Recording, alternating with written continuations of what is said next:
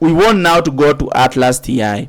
And I'm introducing this software because I've not done tutorials for this. The first thing we see when we open ATLAS.ti is the blue menu and other menus on the left. So the blue menu on the left, we go and create new project. Let's call this analysis project. Analysis project 1. Then we click on create. So we are creating this project. Here we have our analysis project. For this project, I'm going to analyze 2 transcripts, as you can see here.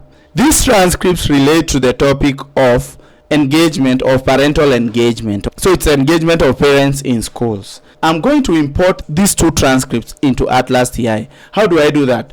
I can either drag and drop them or import them using the import function. But before I go to that, I would just like to look at the main menus in ATLAS.ti. We have the top menu that is made up of file, home, search and code, analyze, import, export tools, and help. We have a secondary menu that is made up of add documents, new entities, project comment, navigator, documents, quotations, codes, memos, networks, and links.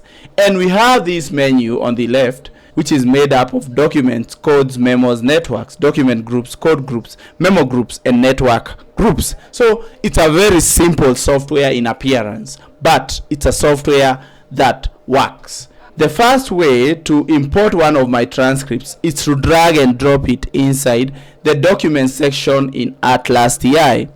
So by dragging and dropping, ATLAS.ti is now importing my document. You can see I have one document now.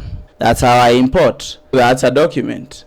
In ATLAS.ti, by the way, in the documents you can also create grouping of documents, but that will come in my later tutorials. Today I just want to import and show the basic coding using this software and how we combine codes based on shared meaning and how we mark codes or we manage codes coming from different participants and from different questions.